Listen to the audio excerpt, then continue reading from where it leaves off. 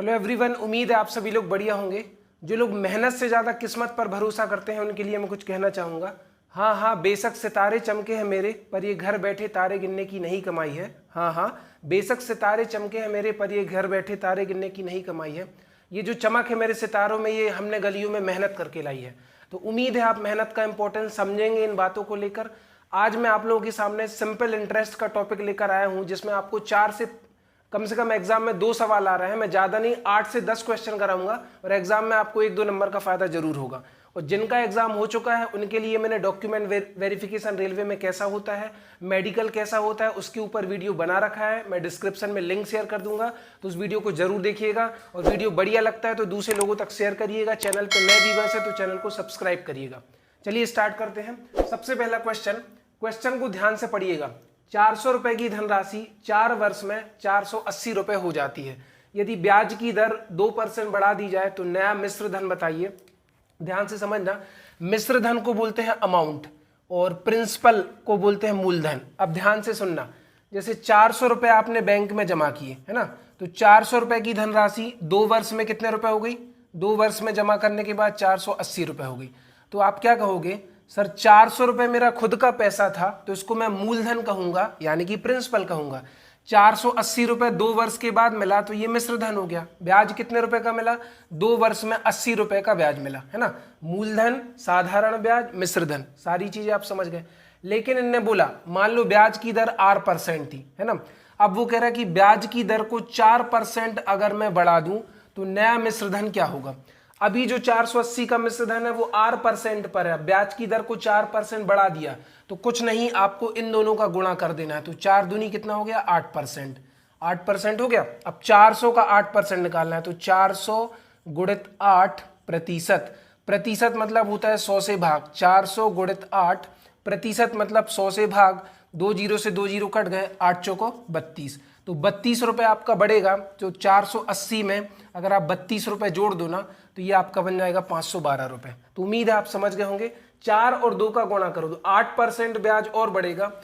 साधारण ब्याज हमेशा मूलधन पर मिलता है, तो 400 का 8% 32, 480 में 32 जोड़ा तो 512 आ गया।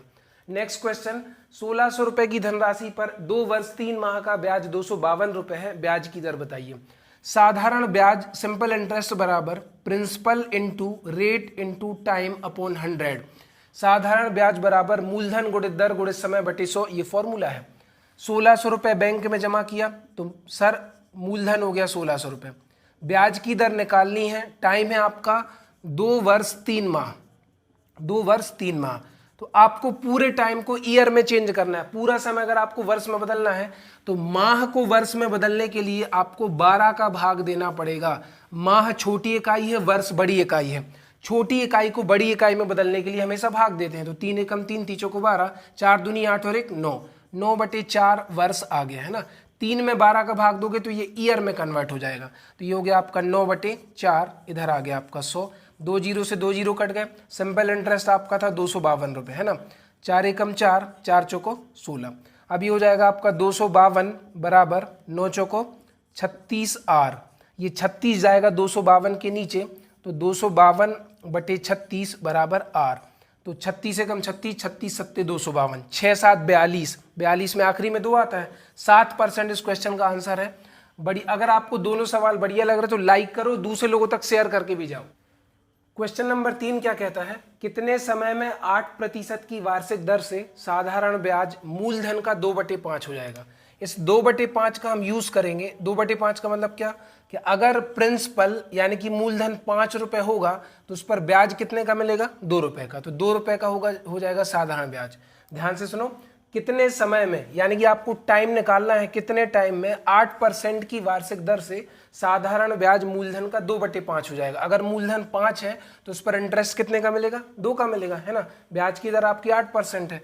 फॉर्मूला है सिंपल इंटरेस्ट बराबर principal into rate into time upon 100। Simple interest कितना है? तो सिंपल इंटरेस्ट आपका 2 रुपया मिल गया। 5 रुपए पर 2 रुपए का ब्याज मिला। ब्याज की दर 8%, टाइम मुझे निकालना है बटे में 100। 5 एकम 5, 5 दूनी 10, 0, 4 पंचे 20, 4 दूनी 8, 2 से 2 कट गया। ये 5 ऊपर जाएगा तो टाइम इज इक्वल टू कितना आ गया? 5 ईयर्स। ऐसे भी कर सकते थे आप, है ना, या फिर और भी तरीके थे, बाकी ये सिंपल तरीका है, 5 आ गया। अब नेक्स्ट क्वेश्चन, कुछ धनराशि किसी साधारण ब्याज की वार्षिक दर से 3 वर्ष में स्वयं की 7/6 गुना हो जाती है। 7/6 का मतलब पता है क्या है कि 6 रुपए आपने बैंक में जमा किए, मूलधन वह धनराशि होती है जो खुद का पैसा होता है, 7 रुपए आपको वापस मिला तो 7 रुपए हो गया आपका मिश्र धन, तो 1 रुपए इसमें हो गया आपका साधारण ब्याज। 6 रुपए जमा किए, 1 रुपए ब्याज मिला तो 7 रुपए बन गया, है ना। फॉर्मूला क्या है, साधारण ब्याज बराबर principal into rate into time upon 100।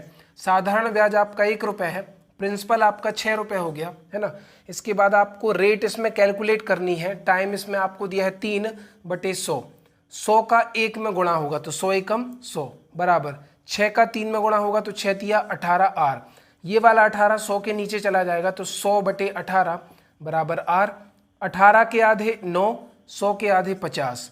50 में 9 का भाग दोगे तो 9 पना 45, 5 सही 5/9% इस क्वेश्चन का आंसर आएगा। 7/6 का मतलब क्या, 6 रुपए बैंक में जमा किया, 7 रुपए हो गया तो 1 रुपए ब्याज मिला। तो उम्मीद है आपको दोनों क्वेश्चन समझ में आए होंगे और बढ़िया लगे होंगे। क्वेश्चन नंबर 5 देखिए क्या कहता है, 1550 रुपए की धनराशि का कुछ भाग 5% से तथा शेष 8% की दर से साधारण ब्याज की दर से उधार दिया जाता है। 3 वर्ष बाद उसे 300 रुपए ब्याज के रूप में प्राप्त होते हैं, तो 5% तथा 8% की दर पर दी गई धनराशि का अनुपात बताइए। इसके मैं ऑप्शन लिखना भूल गया, लेकिन मैं करा देता हूं आपको, ध्यान से देखिएगा। इनने बोला कि 3 वर्ष में 300 रुपए ब्याज प्राप्त होता है। 3 वर्ष में 300 रुपए अगर ब्याज प्राप्त होगा तो 1 वर्ष में 3 एकम 3, 100 बार कटेगा। 1 वर्ष में कितने रुपए ब्याज मिलेगा, 3 वर्ष में 300 रुपए, तो 1 वर्ष में 100 रुपए मिलेगा। ये जो 100 रुपए जो ब्याज मिला है वो किस पर मिला है, 1550 रुपए की धनराशि पर, तो 100/1550।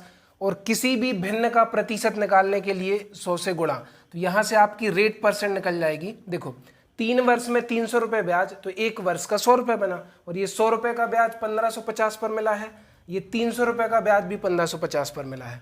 100/1550 गुणित 100, 0 से 0 कट गया, है ना। इसके बाद 5 दूनी 10, 0, 5 तिया 15, 1, 20 का 10 में गुणा होगा तो आ गया 200/31। अब चूंकि रेट यहाँ से कटेगी नहीं तो इसको इतना ही छोड़ दो। अब पहली धनराशि 5% की दर पर उधार दी गई, दूसरी धनराशि 8% की दर पर उधार दी गई, और दोनों का जो मिलाकर रेट बना वो रेट कितना बना, 200/31%। अब होगा क्या, अगर 31 का 5 में गुणा कर दो तो 31 का 5 में गुणा करोगे तो ये कितना बन जाएगा, 5 एकम 5, 5 तिया 15, 155। 31 का 8 में गुणा कर दो, 8 एकम 8, 8 तिया 24, 248। तो अब इसका काम यहाँ से खत्म है। अब करते क्या है, बड़े में से छोटा घटाते हैं। तो 248 में से 200 गया तो 48 आ गया, 200 में से 155 गया तो 45 आ गया। अब नेक्स्ट ये 3 से कटेगा तो 16 थी 48 और 15 थी 45, तो 16:15 के अनुपात में आपने 1550 रुपए की धनराशि को बांटा है। ध्यान से समझ लीजिएगा एक बार फिर से। मोहन कुछ धनराशि को 9% साधारण ब्याज की दर से एवं उसी के बराबर धनराशि को 10% साधारण ब्याज की दर से 2 वर्ष के लिए उधार देता है। उसे 760 रुपए साधारण ब्याज के रूप में प्राप्त होते हैं। तो उधार की गई प्रत्येक धनराशि क्या है, तो ध्यान से सुनिएगा कि साधारण ब्याज का फॉर्मूला क्या होता है, principal into rate into time upon 100। साधारण ब्याज बराबर मूलधन गुणित दर गुणित समय बटे 100, सभी जानते हैं। तो मान लो, माना कि प्रिंसिपल x रुपए है। अब x रुपए का प्रिंसिपल 9% की दर से उधार दिया, कितने वर्षों के लिए, 2 वर्ष के लिए, ठीक है। यहाँ से परसेंट हटा दो, बटे 100 प्लस इतनी ही धनराशि मतलब x रुपए 10% की दर से फिर 2 वर्ष के लिए उधार दिया, बटे 100, और कुल मिलाकर उसे 760 रुपए का ब्याज मिला, है ना। साधारण ब्याज यहाँ से निकलेगा, साधारण ब्याज यहाँ से निकलेगा, दोनों का टोटल बराबर कुल साधारण ब्याज। माना कि प्रिंसिपल x रुपए है ना। दूसरी कंडीशन में भी बराबर था, लिखा ना उसी के बराबर धनराशि। अब क्या करेंगे अपन, इसका मल्टीप्लाई कर दो, तो 9 दूनी 18x बटे 100, 10 दूनी 20x बटे 100 बराबर कितना हो गया, 760। जब हर समान हो, मतलब डिनोमिनेटर सेम हो, तो लघुत्तम नहीं लेना पड़ता, इसको सीधा जोड़ दो। 18 और 20 38x बराबर बटे में आ गया 100 बराबर 760। अब ये 100 ऊपर जाएगा, 100 ऊपर जाएगा तो क्या हो जाएगा, 38x बराबर, ये 100 ऊपर चला जाएगा तो 760 गुणित 100, तो 38 एकम 38, 38 दूनी 76, 20 बार कटेगा, 20 गुणित 2, 100, तो 2 एकम 2, 1 2 3, 3 जीरो चिपका दो तो इसका आंसर 200 आ जाएगा। तो तो उम्मीद है आप समझ रहे होंगे। मैं थोड़ा सा स्पीड में इसलिए समझा रहा हूँ कि आपका एक सिंगल मिनट भी वेस्ट ना हो, बस यही कारण है। नंबर 7 क्या कहता है कि 6,000 रुपए की धनराशि 4 वर्षों में 7200 रुपये हो जाती है। यदि ब्याज की दर स्वयं की 1.5 गुना हो जाए तब उसी धनराशि पर 5 वर्ष बाद मिश्र धन क्या होगा। ये सवाल पूछा गया, ये ऑप्शन है ना।